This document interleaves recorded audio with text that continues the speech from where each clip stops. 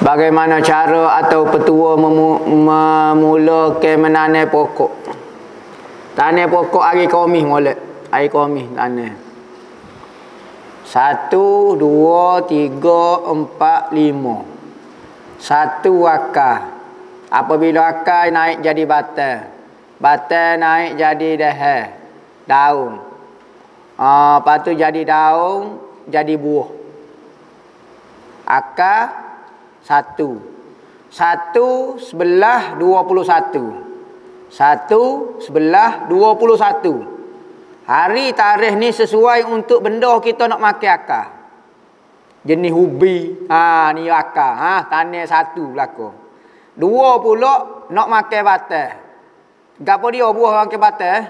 Serah. Gapo dia? Tanam 2 belah 22 setiap bulan. 3 jadi ke daun pula nak makan daun. Gapo dia daun? Gapo dia daun contohnya? Pucuk mini jenis makan daun-daun, jenis daun-daun lah. 3 belah 33. 4 pula nak makan buah pucuk. Buah.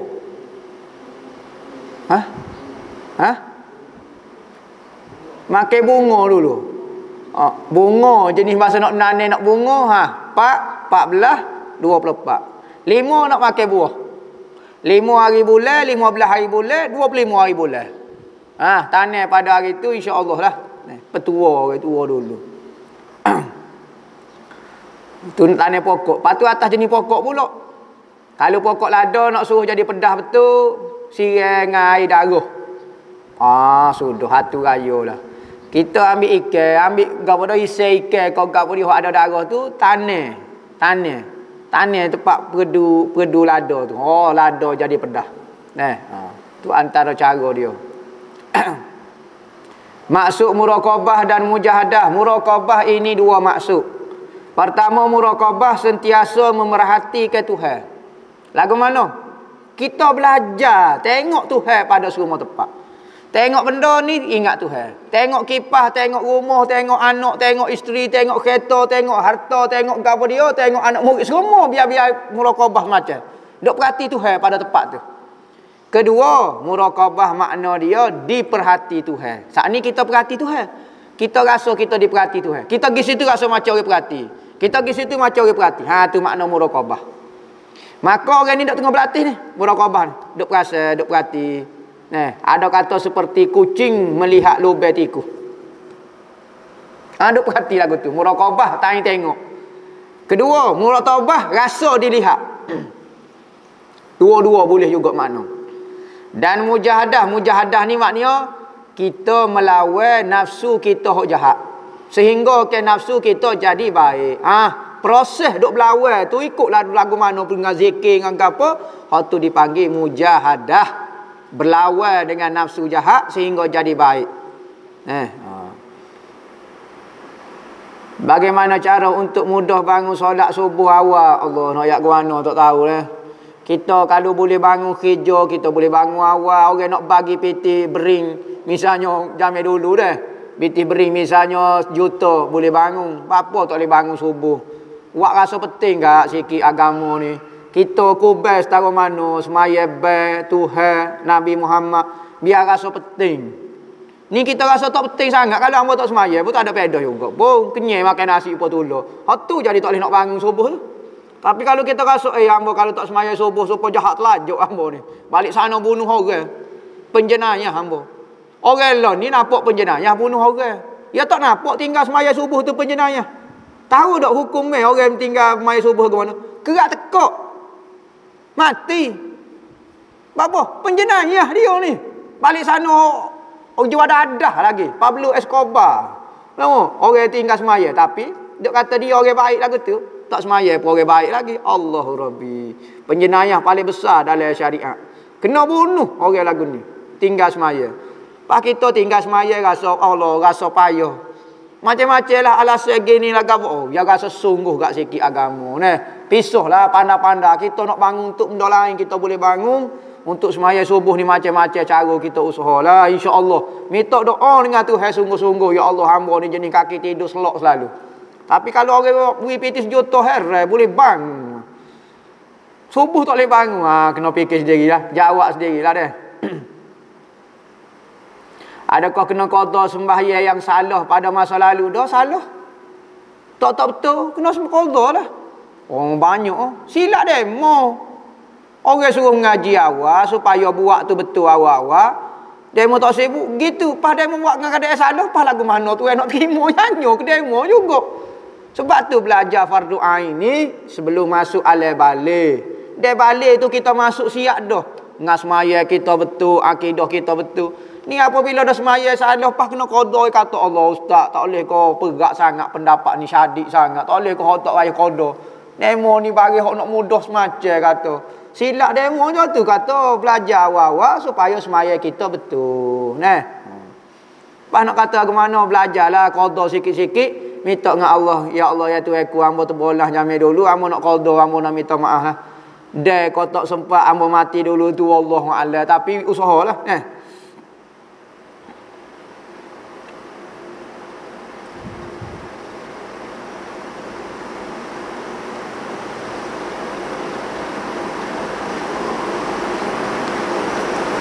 Adakah darjat dan pahala itu berbeza? Contoh solat berjemaah dapat 27 darjat. Solat sendiri dapat 1 darjat. Darjat ni makna dia kedudukan di dalam syurga. Dia masuk dalam kategori pahala. Pahala ni umum. Ada berbentuk dinaikkan darjat di dalam syurga. Maka 20 darjat ini pahala dia tingkatan di dalam syurga. Nah, tu masuk darjat kalau di sebuah pahala, yakni tingkatan dalam syurga. Kalau masuk 20 darjat dari sudut kelebihan, kelebihan dia berbeza 27 benda berbeza dengan sembahyang seorang. Sembahyang jemaah ni tak boleh dibuat. Ada 27 benda tak boleh nak buat kalau sembahyang seorang. Seperti sof tak boleh kalau sembahyang seorang. Sembahyang seorang ke mana sof tak boleh dah. Setuh dengan saing kita tak boleh dah. Pahala tu menjadi banyak benda dalam 27 benda katanya ulama. Tu maksud dia. Apa hukum setiap kali tengok orang lain terus selawat tanpa sengaja? Oh, biar selawat dengan sengaja molek lagi. Tak ada masalah apa. Boleh 2 pahala. Pahala tengok orang lain, pahala selawat. Sebagaimana kita tengok orang fasik, orang jahil, orang maksiat pun dosa, tengok orang buat baik, tengok orang alim pun dapat pahala. Bukan kata dapat pahala, katanya ulama, kalau kita tengok ibu bapa kita, tok alim lah mana, biasa orang kampung ya, kerja kampung. Tapi kita tengok dengan keadaan mulia ke dia, hormat ke dia, gugur dosa. Bukan kata boleh pahala. Dosa kita orang maksiat pakai tengok dia tu pakai gugur dosa tu. Bukan kata tengok tengok orang, tengok Quran dengan pandangan mulia, tengok masjid dengan pandangan mulia, tengok ulama, tengok Kaabah, tengok masjid, Masjidil Haram, tengok Baitullah dengan keadaan mulia, gugur dosa dengan lagu tu ya. Bukan kata boleh pahala, gugur dosa. Ada orang kata tidak boleh tawasul dengan orang mati, tidak boleh sebab Sayyidina Umar tawasul dengan Sayyidina Abbas, bukan dengan Nabi. Mohon penjelasan. Ada hadis Sayyidina Umar, pada zaman Sayyidina Umar, Rasulullah meninggal dah. Apabila Sayyidina Umar jadi khalifah, lepas pada Sayyidina Abu Bakar, maka Rasulullah meninggal dah. Maka berlakulah kemarau. Apabila hujan tak turun lama, tanah jadi kering, air tak ada, nak makan susah. Pas lagu mana? Maka popok dia bertawasul supaya turun hujan. Tawasul dengan siapa dia? Tawasul dengan Sayyidina Abbas. Boleh tawasul juga. Biarlah tawasul. Hadis ni pertama nak royak kata boleh tawasul. Sebab apa? Tawasul dengan Sayyidina Abbas. Rasul Sayyidina Abu Umar mai tarik Sayyidina Abdullah ibnu Abbas. Sayyidina Abbas, pak saudara Nabi. Dia kata ya Allah ya Tuhanku, hamba tawasul dengan pak saudara Nabi. Maka dalam hadis ni kata boleh tawasul sekalipun dengan selain daripada Nabi.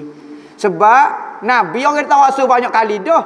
Maka Sayyidina Umar nak ajar kepada kita dalam hadis ni boleh tawassul dengan bukan selain daripada Nabi. Abah ni pok saudara Nabi. Hadis tu ayat lagu tu.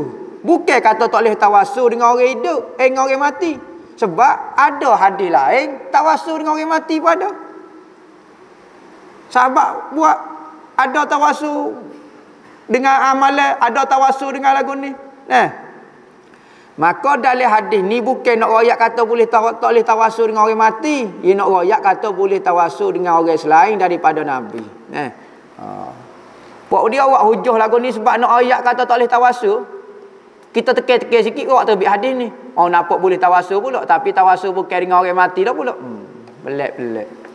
Kita royak ada cerita tawassul dengan orang mati Isra' Mi'raj.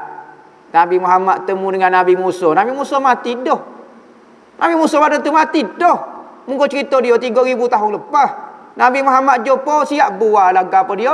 Tawassul lagu mana? Nak kata ada manfaatnya orang mati yang ngejah. Siap ya idea pula ke Nabi Muhammad pergi kecek sekali lagi waktu semaya 50 biar jadi 5. Siapa dia tu tolong ngejah idea tu? Waktu Nabi Musa. Mati dah masa tu? Mati dah. Ada kelebihan juga, ada kelebihan. Dia Nabi pula. Pula wisoso, betah ni pula betah ni banyak cerita ni.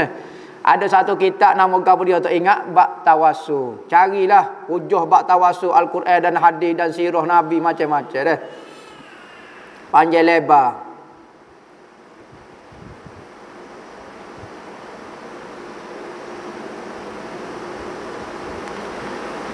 Saya tinggal nak main rumah. Lepas tu saya tengok pempeh dia melimpah dah. Maknanya tak tahulah najis dia jalan mana, pas lagu mana nak buat.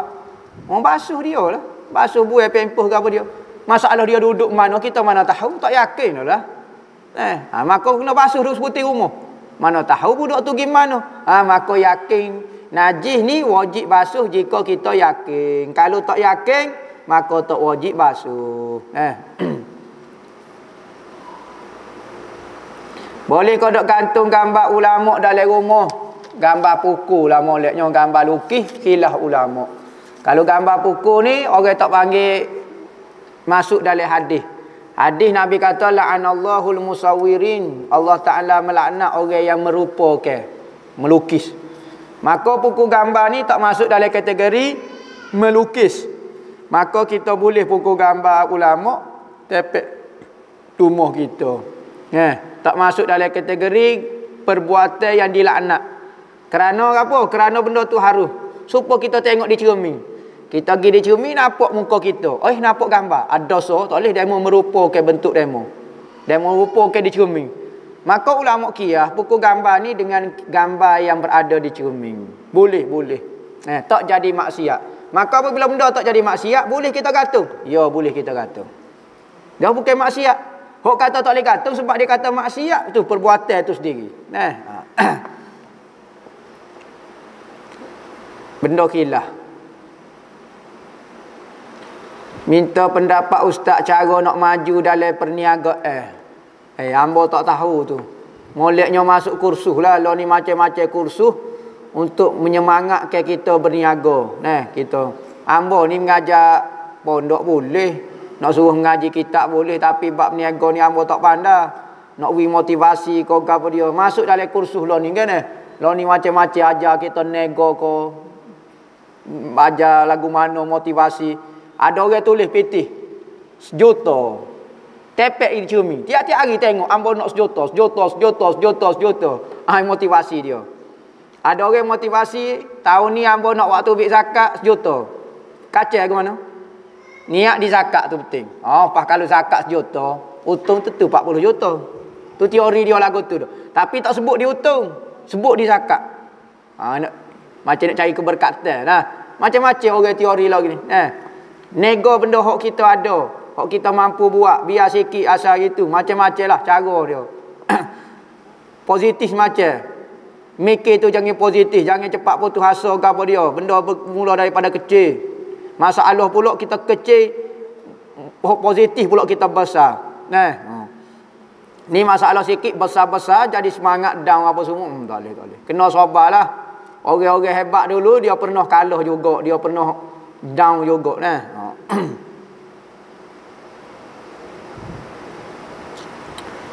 Selawat 1000 waktu pagi, hamba nak pergi pejabat lagu mana nak buat, boleh buat belaka. Tengah jalan, tengah gapo, habis 1000, tak ada masalah. Lagu mana nak nasihat orang tua, tak semaya ban ni, ya Allahnya.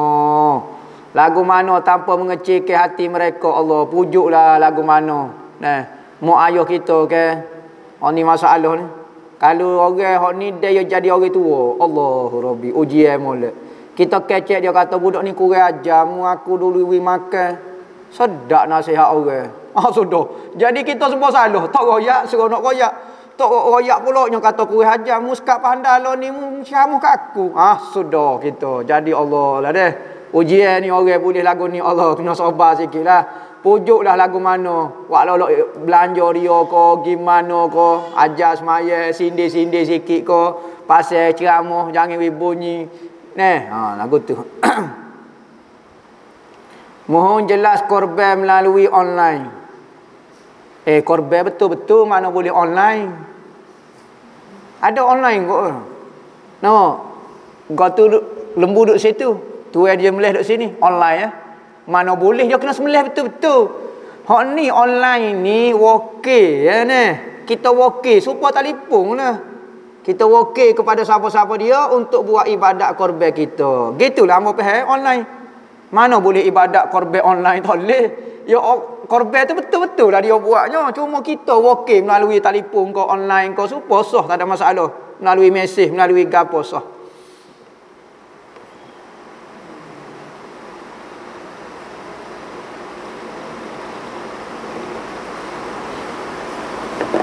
Apa hukum makan buah?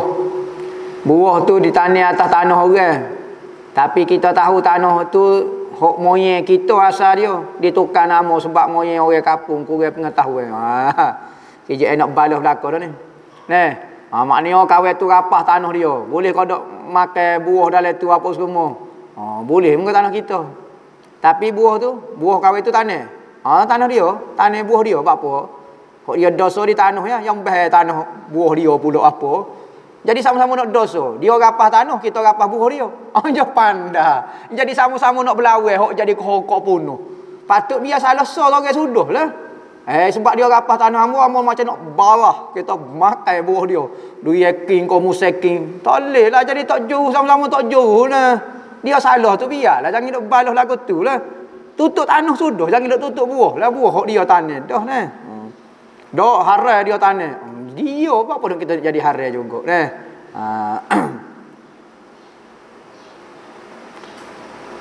Adakah takbiratul ihram sebanyak 3 kali sengaja membatalkan wuduk? Tak.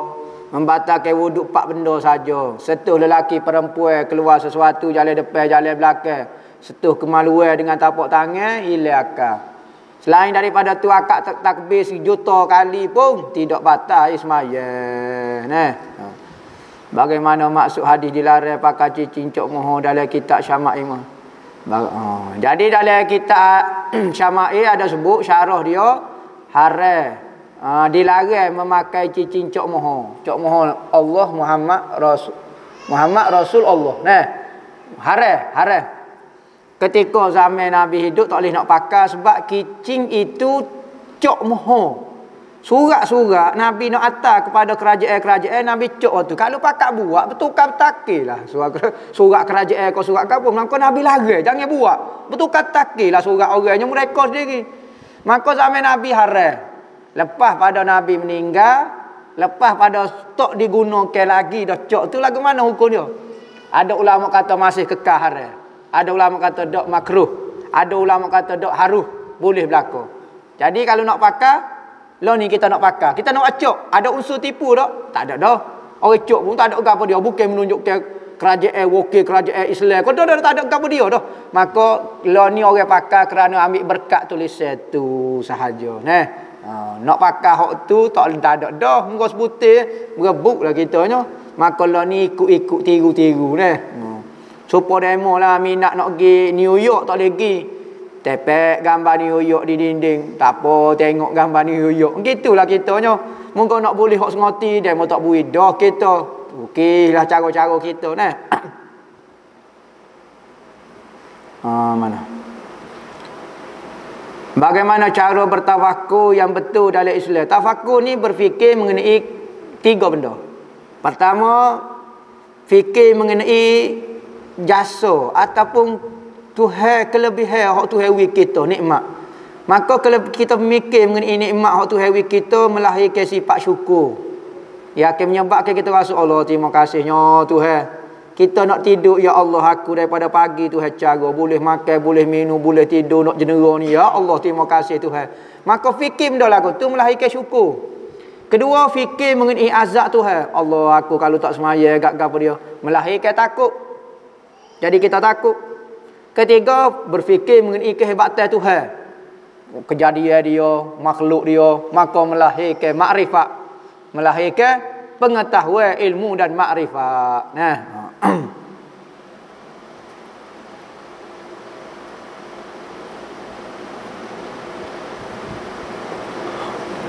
Doa kunu Allahumma hdina atau Allahumma hdini. Kalau kita sore Allahumma hdini. Kalau kita ramai Allahumma hdina. Kalau kita sore nak baca Allahumma hdina, boleh? Tapi kalau kita ramai tak boleh baca Allahumma hdini. Makruh kau dia. Nyanyi kau orang. Kita duduk orang kita sore, makmum duk kata amin amin.